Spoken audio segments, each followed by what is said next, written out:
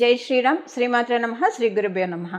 2025 సంవత్సరం జూలై మాసం 20వ తారీఖు నుంచి జూలై 26వ తారీఖు వరకు కూడా ఈ వారం యొక్క వార ఫలాలు ఎలా ఉండబోతున్నాయి, ద్వాదశ రాశుల వాళ్ళకి, ద్వాదశ లగ్నాల వాళ్ళకి ఈ వారం యొక్క వార ఫలితాలు, అలాగే గోచారంలో గ్రహదేవతలు ఏ ఏ స్థానాల్లో ఉన్నారు, ఏ ఏ స్థానాల్లో స్థితులయ్యి ఈ వారము అందరికీ కూడా శుభ ఫలితాలను కావచ్చు లేదా ఏవైనా జాగ్రత్తలు కావచ్చు, ఏవేవి సూచిస్తున్నారో ఇవన్నీ ఒకసారి మనం విహంగ వీక్షణం చేద్దాము. మొదటగా వృషభ రాశిలో శుక్రాచార్యుల వారు స్థితులై ఉన్నారు. గురు భగవానుడు మిథున రాశిలో ఆయన సంచారం సాగుతూ ఉంది. సూర్యనారాయణమూర్తి రవి గ్రహము కర్కాటక రాశిలో, అలాగే వక్రించిన బుధ భగవానుడు కర్కాటక రాశిలో, అంటే రవి బుధులు ఇద్దరూ కూడా కర్కాటక రాశిలో వారి సంచారము. మంగళ్ మరియు కేతువు సింహరాశిలో వారి సంచారము. రాహు భగవానుడు కుంభరాశిలో స్థితులై ఉన్నారు. అలాగే వక్రించిన శని భగవానుడు మీనరాశిలో స్థితులై ఉన్నారు. ఈ గోచార గ్రహస్థితులను అనుసరించి ఈ వారం యొక్క వార ఫలితాలు ద్వాదశ రాశుల వాళ్ళకి, ద్వాదశ లగ్నాల వాళ్ళకి ఎలా ఉండబోతున్నాయో మనం ఇప్పుడు చూద్దాం.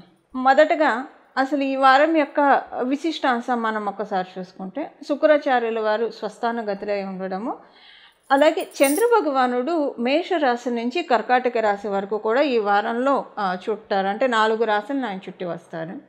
ఈ వారం యొక్క విశేషాంశము శుక్రాచార్యుల వారు ఆయన స్వరాశి అయిన వృషభ రాశిలో ఉండడము. ఈ వృషభ రాశికి శుభకర్తరి శుక్రాచార్యుల వారు ఆ రాశిలో స్థితిలో ఉన్నారు. అలాగే గురు భగవానుడి యొక్క ఆచ్ఛాదన వృషభ రాశి మీద ఉంది. గురు భగవానుడి యొక్క పంచమ దృష్టి శుక్రాచార్యుల వారి ఇంకొక రాశి అయిన తులారాశి మీద ఉంది.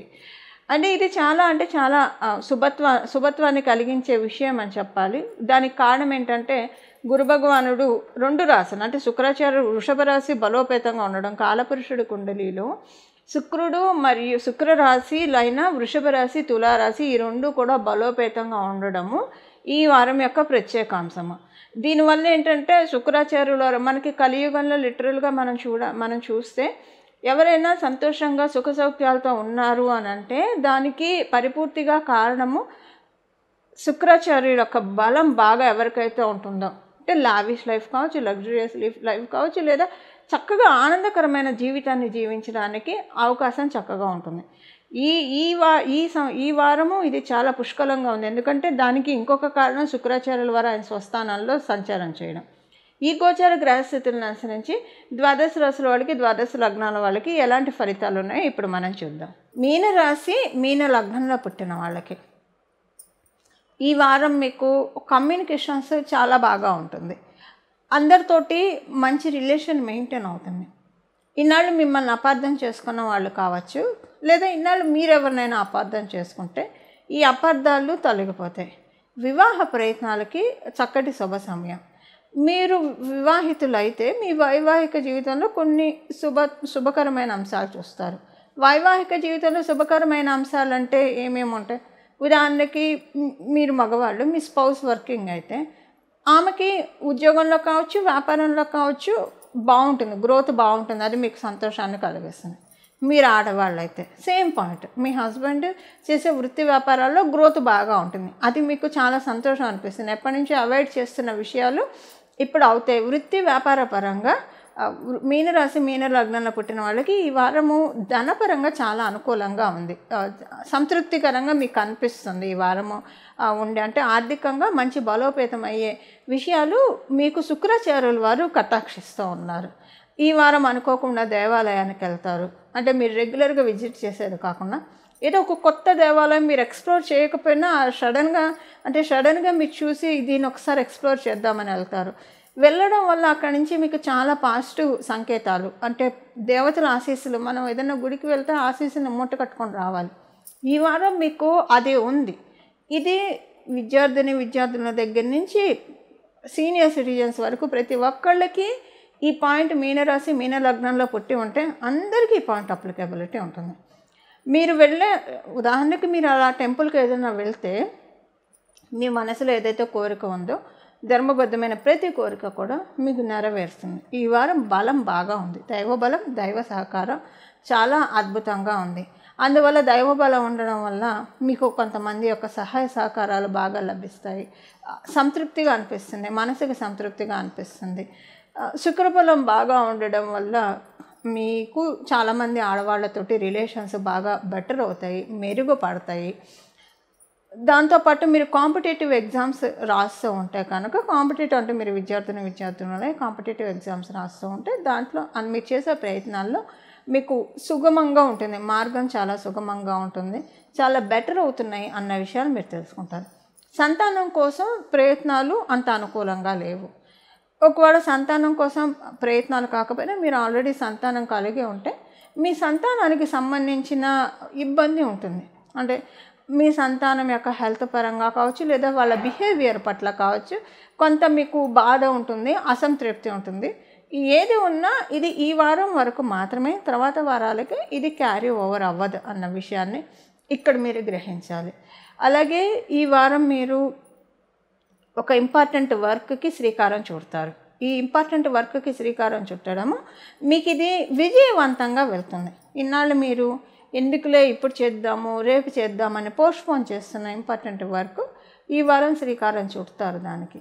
అది మీకు విజయలక్ష్మిని కూడా కటాక్షిస్తుంది. గోచరంలో శుక్రబలం అద్భుతంగా ఉంది, గురుబలం కూడా మీకు బాగా ఉండడం వల్ల మీకు ఏమైనా పర్సనల్గా హెల్త్ ప్రాబ్లమ్స్ ఉంటే ఈ హెల్త్ ప్రాబ్లమ్స్లోంచి ఈ వారం మీరు బయటపడతారు, గట్టెక్కుతారు. హెల్త్ ప్రాబ్లమ్స్ ఉన్నా మానసికంగా నలిగిపోవడం కూడా ఒక ప్రాబ్లం.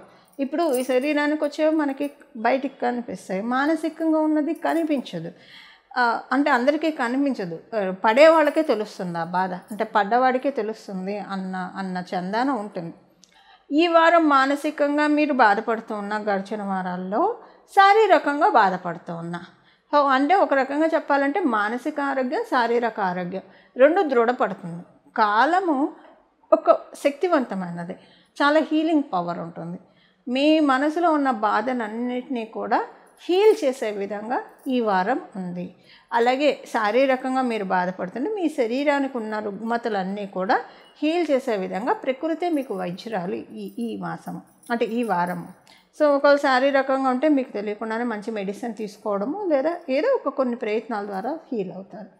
ఇది ఈ వారం ఉన్న గోచర గ్రహస్థితుల ఫలితాలు మీనరాశి మీన లగ్నంలో పుట్టిన వాళ్ళకి. ఈ వారము అందరికీ కూడా మన శుక్రబలం చాలా బాగా ఉంది. శుక్రరాశులైన వృషభ తులారాశులు చాలా బాగా ఉన్నాయని మనం చూసాం.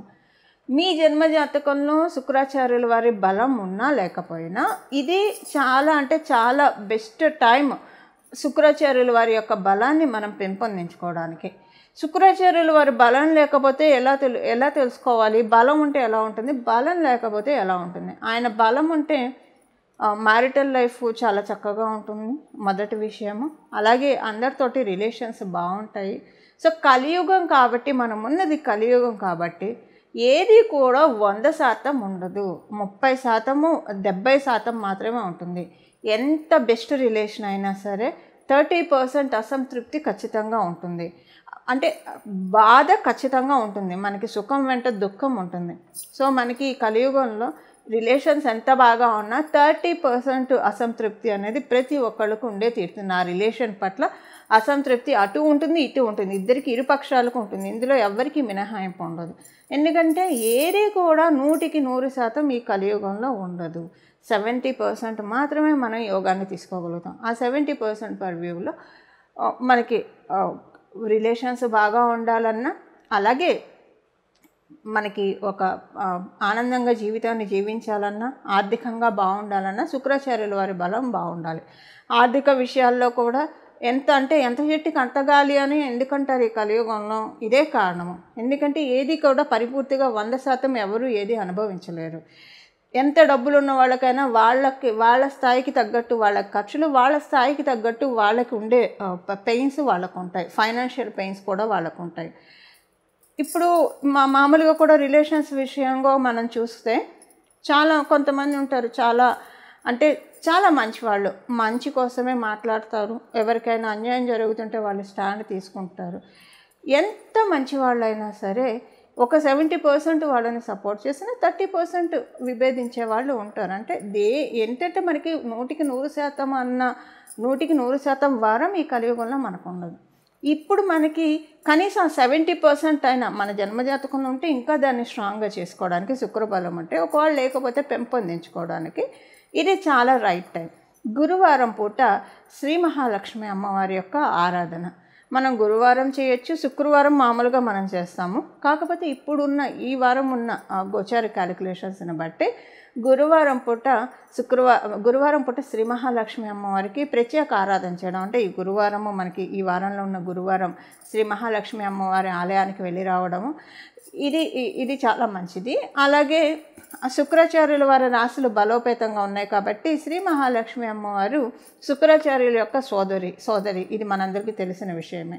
అలాగే ఆవిడ తండ్రి గారు భృగు మహర్షి. అందువల్ల ఈ వారం అంతా కూడా భార్గవ్యే నమః, భార్గవ్యే నమః, భార్గవ్యే నమః, భార్గవ్యే నమః, అలాగే శ్రీ మహాలక్ష్మి నమః, శ్రీ మహాలక్ష్మి నమః, శ్రీ మహాలక్ష్మి నమః. ఈ వారం అంతా కూడా ఈ 2 నామాలను జపించడం వల్ల మీ జన్మ జాతకంలో శుక్రాచార్యుల వారి బలం లేకపోతే, శుక్రబలం లేకపోతే ఆ శుక్రబలాన్ని సరిచేసుకునే అవకాశాన్ని గోచారంలో ఉన్న గ్రహదేవతలు మనకి కలిగిస్తున్నాయి. ఈ విధంగా మనందరం కూడా శుక్రబలాన్ని పెంపొందించుకోవాలి అమ్మవారి ఆశీస్సులతో అని చెప్పి నేను కూడా మనందరి తరఫున అమ్మవారిని మనస్ఫూర్తిగా ప్రార్థిస్తూ సత్యమేవ జయతే, మంగళం, నమో భగవతే వాసుదేవాయ.